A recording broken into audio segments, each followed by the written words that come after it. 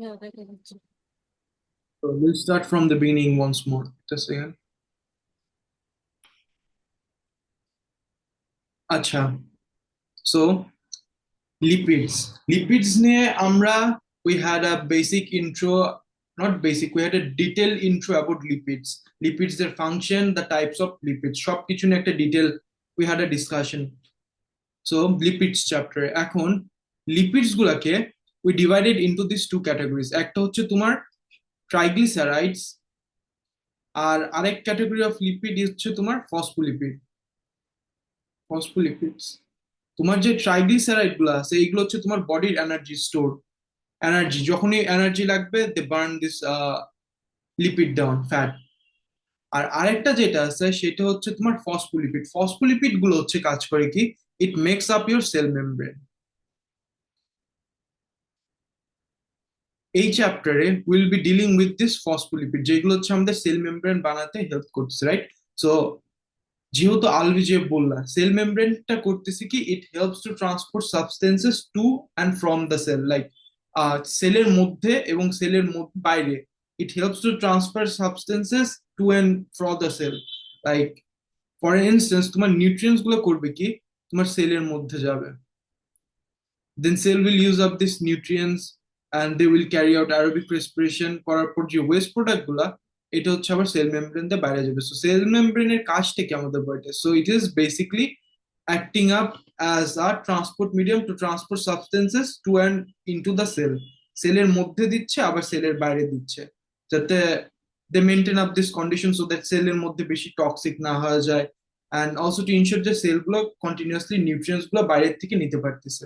Clear so far? Yes Yep, ভাইয়া। clear. Alright, এখন তোমার একটা structure of a cell, this is the structure of a cell এই সাইডে।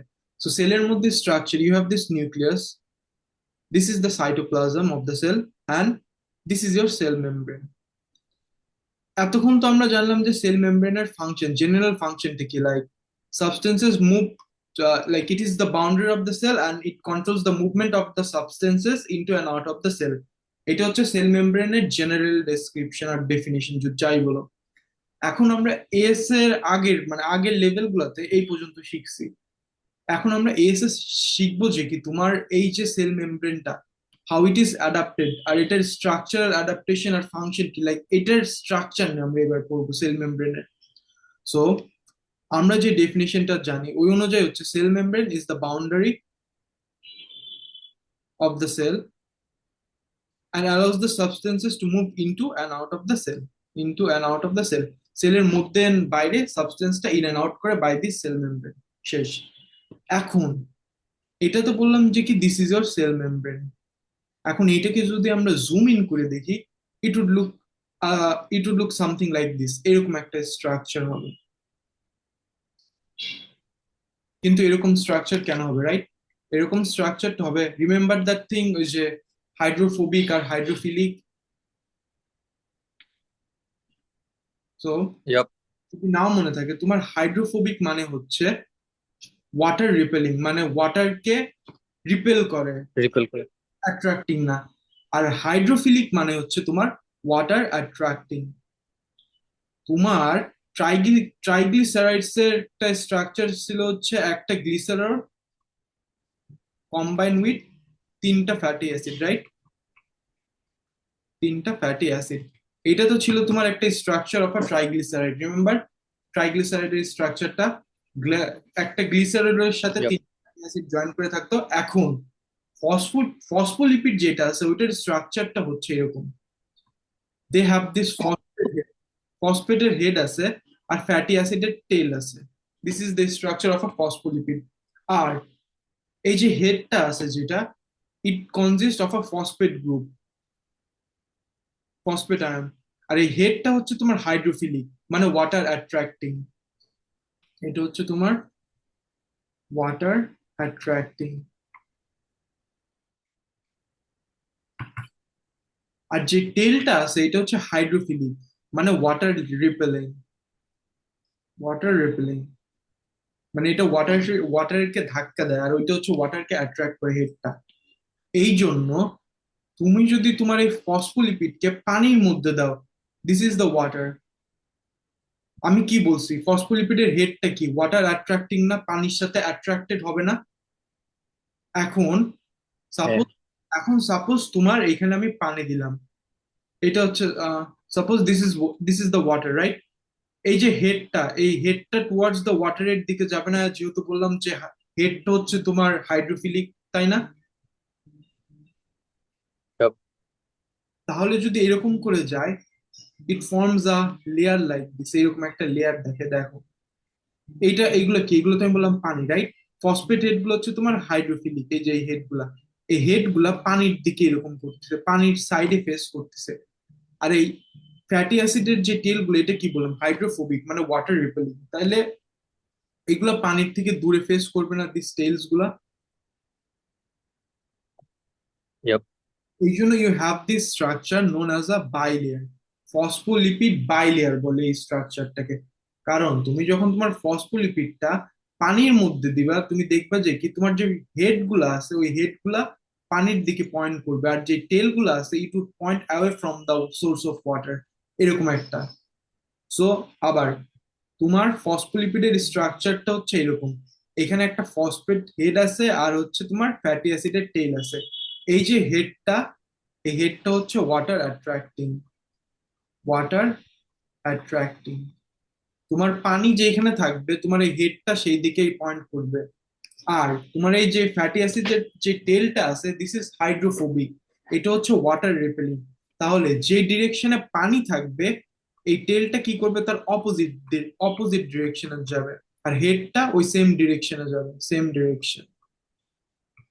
তাহলে আমি এখন যদি ফসফোলিপিডটা মাল্টিপল, যদি ফসফোলিপিডটাকে নিয়ে আমি পানির মধ্যে রাখলাম, তাহলে কি, তোমার হেডটা আমি বলছি না যে হাইড্রোফিলিক, এই হেডটা would point in the direction of water. আর কি বলছি, টেলটা হচ্ছে হাইড্রোফোবিক, টেলটা হচ্ছে তোমার পানিকে রেপেল করতেছে। এই জন্য টেল গুলো would point away from the water, water তো এইদিকে, টেল গুলো হচ্ছে তার অপোজিট দিকে পয়েন্ট করতেছে। ক্লিয়ার? yep, clear. গ্রেট। এই জন্য তোমার যখন ফসফোলিপিড, তোমার যে সেল মেমব্রেনটা আছে, এটা একটা বাইলেয়ার ফর্ম করতেছে, দেখো এটা একটা বাইলেয়ার ফর্ম করতেছে। কেন বাইলেয়ার ফর্ম করতেছে? বিকজ দেখো, এটা একটা লেয়ার না, আর এটা একটা লেয়ার, এখানে দুটোটা লেয়ার ফর্ম হচ্ছে, দ্যাটস ওয়াই এটার নাম আমরা বলতেছি হচ্ছে ফসফোলিপিড বাইলেয়ার। ক্লিয়ার? তোমাদের সেল মেমব্রেনটা হচ্ছে এই স্ট্রাকচারের। কোনো কনফিউশন আছে? না, কনফিউশন নাই। ওকে, সো এটাই এখানে লিখছে, দেখো তোমার সেল মেমব্রেনের স্ট্রাকচারটা is similar to this one, এরকম একটা স্ট্রাকচার। স্ট্রাকচারটার বাইলেয়ার, এখানে একটা ফসফোলিপিডের লেয়ার, আর ঠিক এটার নিচে আর একটা ফসফোলিপিডের লেয়ার। এখন একটা ফসফোলিপিড কিরকম দেখে, ফসফোলিপিডটাকে এই একটা ফসফোলিপিড, এটাকে নিয়ে যদি আমরা জুম করি, জুম করলে we have this phosphate head, একটা হেড আছে যেটা হচ্ছে ওয়াটার অ্যাট্রাক্টিং, আর দুইটা টেল আছে যেটা হচ্ছে তোমার ওয়াটার রিপেলিং। এখন এটাকে যদি আবার সেম পানির মধ্যে দিই, তাহলে হেড গুলো হচ্ছে পানির দিকে পয়েন্ট করবে, আর টেল গুলো আছে পানির থেকে অ্যাওয়ের দিকে পয়েন্ট করবে। সো হাইড্রোফিলিক হেড, তোমার হেড গুলো হচ্ছে hydrophilic and will point towards the water source. আর তোমার যে টেল গুলো আছে এটা হচ্ছে hydrophobic, as a result they will point away from the water source, away from the water source, এইটাই।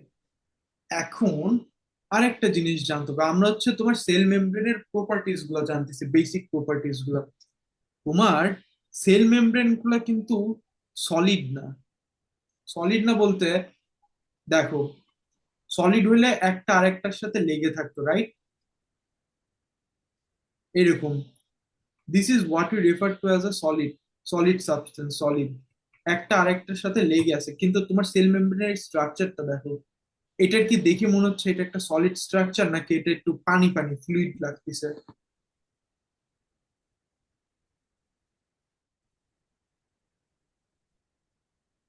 পানি গেসেস, পানি পানি পানি লাগতেছে দেখে না? একটু। হ্যাঁ, পানি পানি। লিকুইড লাগতেছে না? এগুলো দেখো, এটা যদি তোমার সলিড হতো তাহলে আমি কি বললাম, সলিড হলে তো তোমার এইরকম মানে একটা আরেকটার সাথে লেগে থাকতো। এটা তো এটা একটা আরেকটার সাথে লেগে নেই, এখানে তো there is this gap in the middle, right? তো গ্যাপ ইন দ্য মিডল মানে Yep. ফ্লুইড না? ফ্লুইড না? Yep.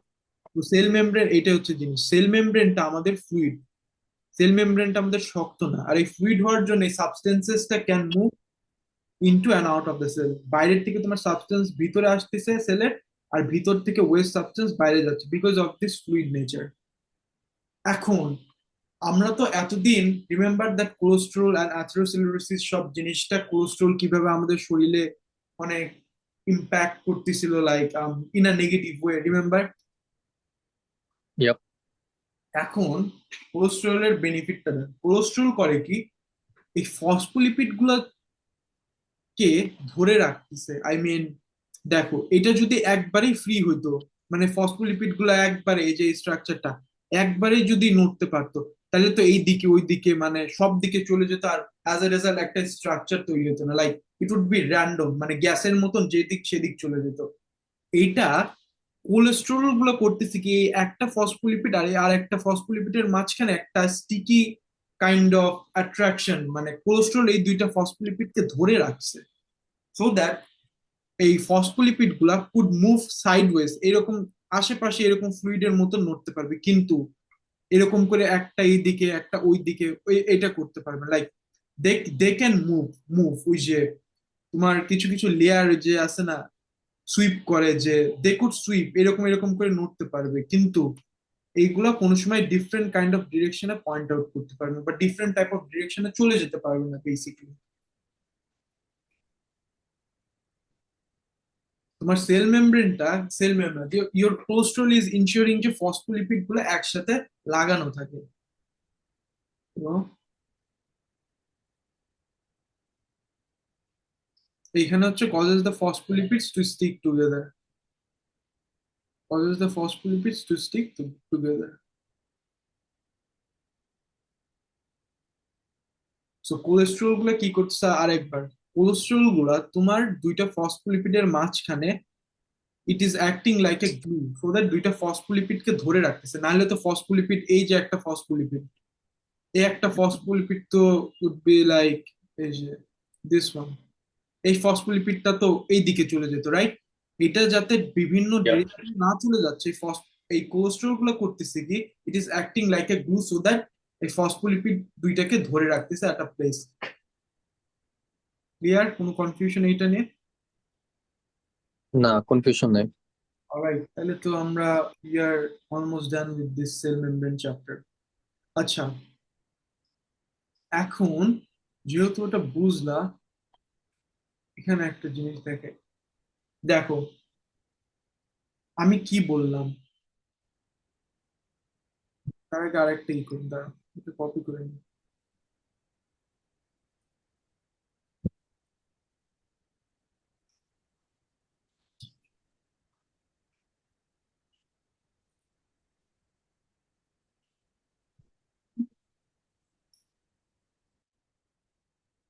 তোমার সেল মেমব্রেনটা ফ্লুইড, বুঝছো? So as a result the substances can move into the cell and out of the cell. Suppose this is your outside and this is your inside. তোমার cell মেমব্রেনটা fluid দেখেই এই different kind of substances can move into the cell inside, and waste products can move out of the cell, right? এই cell membrane fluid নেচারটা দেখে। এখন cholesterol কি বললাম, কোলেস্ট্রল গুলো হচ্ছে তোমার, it is acting up like a glue to hold this cell membrane together, মানে to hold this phospholipids together, right? এখন তোমার যদি আমি এইখানে, তোমার যদি আমি কোলেস্ট্রলের অ্যামাউন্টটা বাড়াই দিই, কোলেস্ট্রলের অ্যামাউন্টটা বাড়াই দিলাম, কোলেস্ট্রলের অ্যামাউন্টটা যদি বাড়াই দিই, তাহলে সেল মেমব্রেনের যে ফ্লুইড নেচারটা, এটা কি ডিক্রিজ হবে না ইনক্রিজ হবে? কি মনে হয়?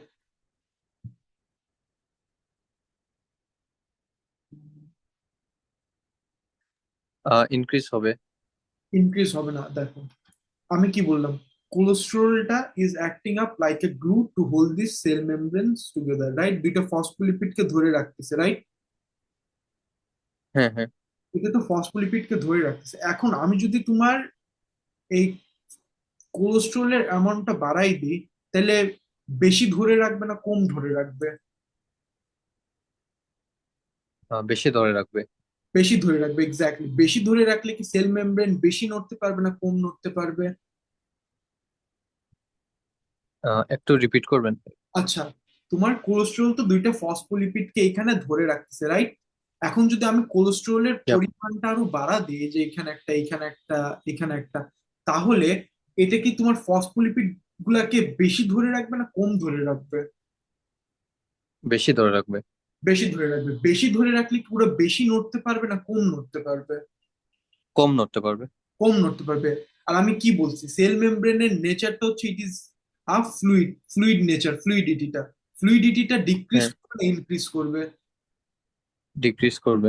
এক্স্যাক্টলি, ফ্লুইডিটিটা তোমার ডিক্রিজ করবে। কারণ আমি কি বললাম, বললাম যে কোলেস্ট্রল তো একটা আঠা, আঠা যত দেবো তত বেশি একটা জিনিস জোড়া লেগে থাকবে না? ওই সেম জিনিসটাই হবে হচ্ছে এখানে। তুমি যদি কোলেস্ট্রলের অ্যামাউন্টটা বাড়া দাও, তোমার fluidity of the cell membrane would decrease. এখন একটা জিনিস লিঙ্ক আপ করো। তোমাকে আমি কি বললাম, এই ফ্লুইডিটি নেচারটার জন্যই তো different kind of substances can move into the cell and out of the cell, right? Yep. এখন যদি তোমার ফ্লুইডিটিটা কম, যদি এই ফসফোলিপিড গুলো একসাথে চেপে যাচ্ছে, একসাথে লেগে যাচ্ছে, তাইলে could substances get into the cell আগের মতন, নাকি কম যাবে ভিতরে? কম যাবে ভিতরে।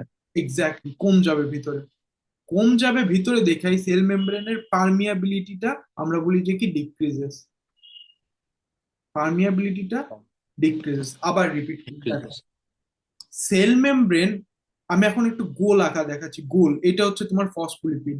সেল মেমব্রেনের মাঝখানে দেখো গ্যাপ আছে, কিন্তু এই গ্যাপ গুলো আছে না, দেখছো? This Yep. গ্যাপ, এই Yep. গ্যাপ গুলোর জন্যই তোমার বাইরের থেকে ভিতরে নিউট্রিয়েন্টস আসতে পারতেছে। নিউট্রিয়েন্টস গুলো দিয়ে কি করে cell? Glucose is a nutrient, right? Glucose in the presence of oxygen breaks down to form carbon dioxide plus water plus ATP. এই যে এটিপিটা, এটাই তো হচ্ছে তোমার সেলের সব মেটাবলিক অ্যাক্টিভিটি রান করতেছে, রাইট? এনার্জি দিচ্ছে। Yep. আর এটা কি তোমার, আমি কি জানো, কার্বন ডাইঅক্সাইড একটা ওয়েস্ট প্রোডাক্ট না? কার্বন ডাইঅক্সাইড কে তো সেলের থেকে বাইরে যেতে হবে, রাইট? So carbon dioxide and waste product করে কি গ্যাপ দিয়ে আবার বাইরের এক্সটার্নাল এনভায়রনমেন্টে চলে যায়, like inside the blood, so that they can then carry this carbon dioxide to the lungs, আর লাংস থেকে this carbon dioxide get excreted. Clear? Yep. Clear. এখন দেখো, এখন আমি বললাম যে কি কোলেস্ট্রলের অ্যামাউন্টটা বাড়াইলাম। কোলেস্ট্রলের অ্যামাউন্টটা বাড়াইলে কি হবে? এই ফসফোলিপিড যেগুলো আছে একসাথে আরো বেশি কাছাকাছি লেগে যাবে না? Yep. যদি লেগে যায় তাইলে দেখো সাবস্টেন্স থেকে আর আগের মতন ভিতরে আসতে পারছে? দেখো, এটা তো আমি আঁকানোর যে এটা ব্লক, ব্যারিয়ার, ব্যারিয়ার হয়ে গেছে না, একটা অবস্টেকেল হয়ে গেছে না? দেখো, অবস্টেকেল হ্যাঁ। হয়ে গেছে না? আগে তো দেখো কত ফ্রিলি আসতো, এখন তো এটা তো অবস্টেকেলের মানে মুখোমুখি ফেস করতে হচ্ছে। সো আগের মতন কি সাবস্টেন্সেসটা ভিতরে আসতে পারবে? না তো, রাইট? না। ওই জন্য আমরা বলতেছি যে সেল মেমব্রেনের পার্মিয়াবিলিটিটা কমে যাচ্ছে। আদনিন, বুঝতেছো এটা? অলরাইট, কোনো কনফিউশন থাকলে কিন্তু আমাকে বলো যে এই পার্টটাই ঝামেলা। ওকে, সো তোমার কিন্তু এটা কোয়েশ্চেন পেপার থেকে, এটা কিন্তু কোয়েশ্চেন পেপারের কনসেপ্ট। কোয়েশ্চেন পেপারে এই কনসেপ্টের কোয়েশ্চেন আসে। সো এখানে কি বলছে দেখো, as cholesterol amount increases, কোলেস্টেরলের যখন অ্যামাউন্টটা বাড়তিছে, it causes the phospholipids to stick together and reduces the fluidity of the cell membrane, fluidity of the cell membrane, and causes the permeability to decrease as well. Permeability to decrease as well. পার্মিয়াবল না, পার্মিয়াবল বলতে হচ্ছে কত freely substances can move into and out of the cell. Clear? So permeability decrease Yep. মানে হচ্ছে কম ভিতরে যাচ্ছে, কম ভিতরে move করতেছে আর বাইরে মুভ করতেছে to and fro the cell. Clear? Yep. Clear. আর একটা জিনিস দেখাই, এটা তোমাদের ফিজিক্সে জানার কথা। বলো, যখন আমরা কোনো কিছুর টেম্পারেচার বাড়াই, কাইনেটিক এনার্জি বাড়ে না কমে? বাড়ে। কাইনেটিক এনার্জি বাড়ে। আদনিন ঠিক আছে।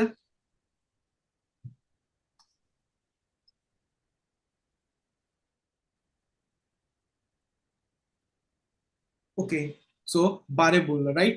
এখন যদি আমি এখানে হিট দিই, তাহলে এই যে ফসফোলিপিড গুলা, এগুলা বেশি মুভ করবে না কম মুভ করবে? বেশি মুভ করবে। কারণ ফসফোলিপিড গুলো তো কাইনেটিক এনার্জি গেইন করতেছে, right? Adnin, do you Yep. agree to this as well, like Alvi is doing at this point?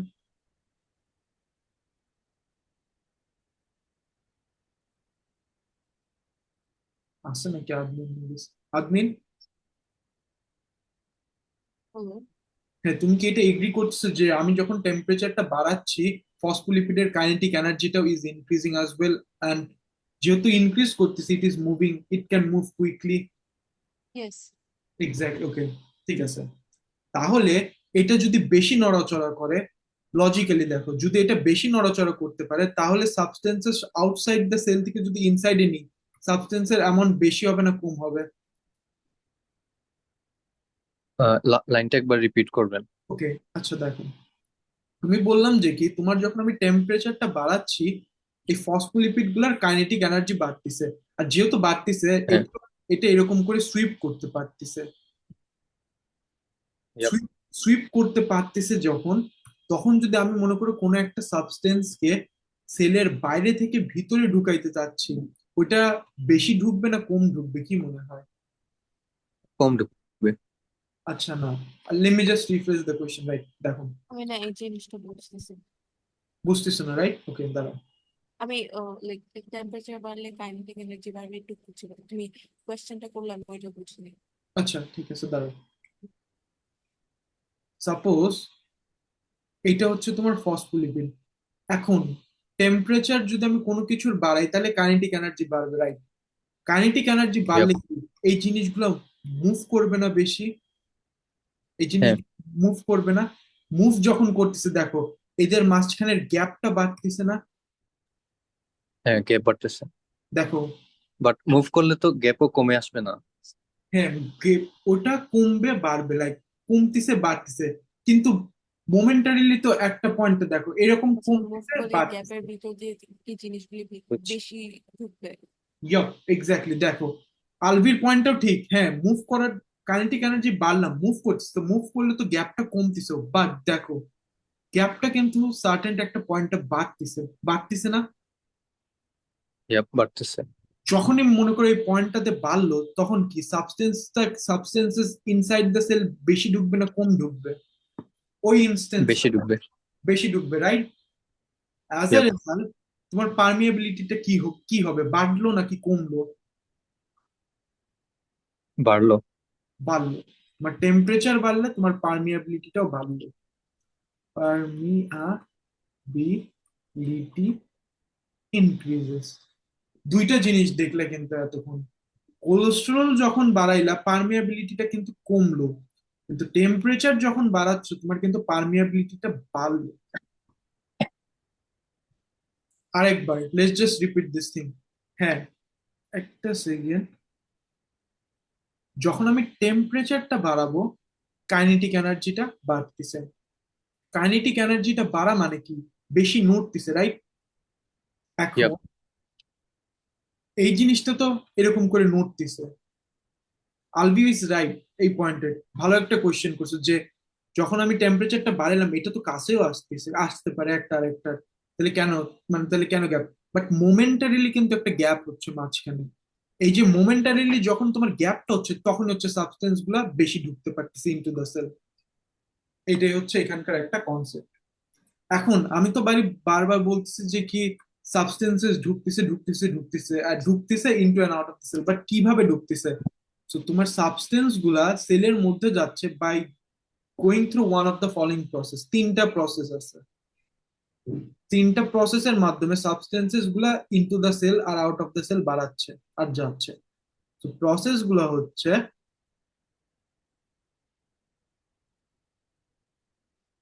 Diffusion,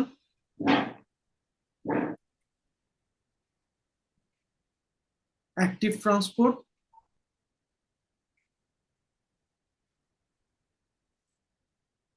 R last যে প্রসেসটা দ্যাট ইজ এর অসমোসিস।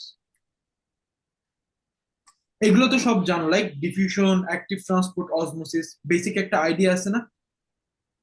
Yep. এটা হচ্ছে আমরা নেক্সট চ্যাপ্টারে ডিটেল নিয়ে পড়বো, like the transport of substances. But diffusion আমাদের দুই টাইপের আছে। ডিফিউশন হচ্ছে তোমার প্যাসিভ, আর একটা হচ্ছে অ্যাক্টিভ। অ্যাক্টিভ যে ডিফিউশনটা ওইটা হচ্ছে তোমাদের অ্যাক্টিভ ট্রান্সপোর্টের ক্লাসিফিকেশনে ফেলি। বাট এখন আর এটা নিয়ে মাথা কামড়ার দরকার নেই। বাট তোমার সাবস্টেন্সেসটা, this is your cell, say আর this is something, this substance need to get inside the cell. এই সাবস্টেন্সটা would get into the cell by either one of the following process, and that those process are নাই ডিফিউশনের মাধ্যমে সেলের মধ্যে যাবে, নাই অ্যাক্টিভ ট্রান্সপোর্টের মাধ্যমে যাবে, অথবা তোমার অসমোসিসের মাধ্যমে সেলের মধ্যে যাবে। কিন্তু কিভাবে যাবে? By passing through this cell membrane. Clear? Yep, clear. এটাই হচ্ছে তোমার সেল মেমব্রেনের কাজ। সো সেল মেমব্রেন কিছুই না, it forms the boundary of the cell. সেলের একটা বাউন্ডারি দেখো, সেল, এটা হচ্ছে ইয়োর সেল মেমব্রেন, আর এটা হচ্ছে তোমার সাইটোপ্লাজম। এই সেল মেমব্রেনটা, সাইটোপ্লাজমটা ইজ ফ্লুইড। এটা কি জানো সাইটোপ্লাজমটা fluid? Like the 90% of cytoplasm is water approximately. এই কনসেপ্টটা জানা আছে? হ্যাঁ, জানি। আচ্ছা, যেহেতু এটা পানি, তাহলে পানিটা কি? পানি would want to flow, right? বাইরে চলে আসতে Yep. চাবে না। সেল মেমব্রেনটা কি করতেছে? পানিটাকে ধরে রাখতেছে না ভিতরে।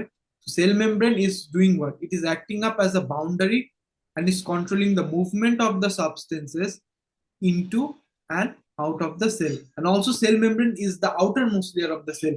এটার পর আর কোনো লেয়ার নেই, এটাই হচ্ছে outermost layer of the cell. Cell মেমব্রেনের একটা বেসিক ইন্ট্রো নিয়ে তোমরা দুজনই clear? Yep, clear. Okay, time হবে, আমরা 10 মিনিটস পর আবার স্টার্ট করব। Okay.